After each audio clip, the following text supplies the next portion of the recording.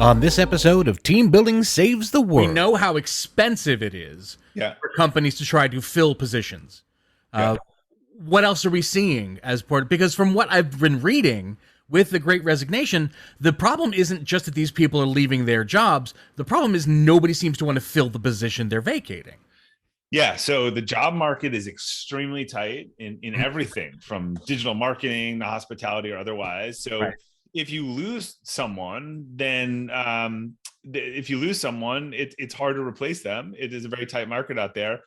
But look, you got to understand, most businesses don't have, it depends on how much of your costs are people costs, right? So we're professional services. Like if people in the market want to start throwing 30% more to everyone that works at us, we can't match that, right? We can't just react to that, or we crush our margins and make no money and be out of business. So I think you've got to be smart and measured with your response. People who just want more money will always move for more money, right? So I think it is important that you're clear on the value proposition. Look, some of these clients that are companies that are hiring like crazy and throwing crazy things, they're the ones that were laying off 30% of their people, 9 months ago. So I think in 6 months, as this plays out, you'll actually see some people going back to their old companies and realize the grass isn't greener. And you'll see some people that were happy and made a move, but there's something I can't get over in seeing that, like, the teacher wants to be the marketer wants to be the fireman wants to be the teacher. Like, it just, like,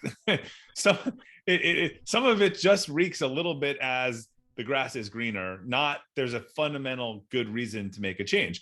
And look, a lot of people in the last 10 years have been able to move into new jobs. It's been a Goldilocks economy, except for 3 months, kind of keep going and not seen a recession and move on. And people who have worked in a bad culture are the ones that, say, look, it's not worth taking a new job for a $5,000 more. So, we find that people that have been in negative experiences understand that it's not just about the money.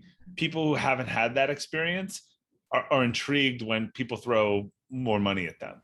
People who have, this has been a Goldilocks kind of 10-year economy, right? You could move to the next job. If anything was difficult, you could just get another job. It didn't, there's no sense of burning your bridges or, being a job hopper. That hasn't worked against anyone, except for that 3-month period when it got scary last year, initially.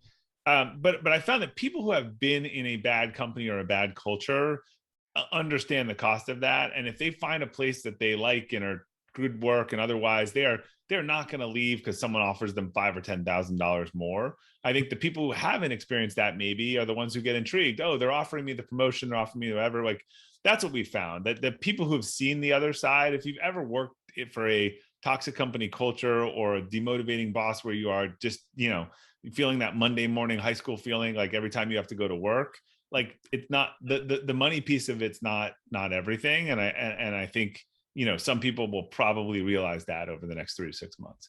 Well, why so? What are some of the consequences you think they're going to see? I just think they're going to see that what they got sold as the grass is greener still needs to be watered and isn't better. And I actually understand the people who have said, I'm super stressed from the last couple of year. I'm burnt out. I am going to take 3 or 6 months off, and then I'm going to look for a new job. Like, that makes more sense to me, that I'm burnt and stressed in the last couple of years. So I'm going to take a new job right now, because to me, a new job is actually a period when you need to ramp up and exceed expectations. And I think if they think that just switching jobs was going to make the last 18 months go away, they're going to be disappointed that it's not. Again, like I said, I actually really more understand the people who are switching career, who say, look, I'm just taking 6 months off. I'm burnt out. Like, if you're burnt out from COVID, changing your job is not necessarily going to make COVID go away anytime. Hello, team. Thanks for watching all the way to the end of that video.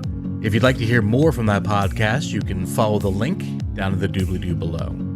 Of course, follow us on all of our social media at Team Bond Podcast, and be sure to leave us a comment that I can read aloud on future episodes. And as always, if you liked that video, don't forget to click like and subscribe.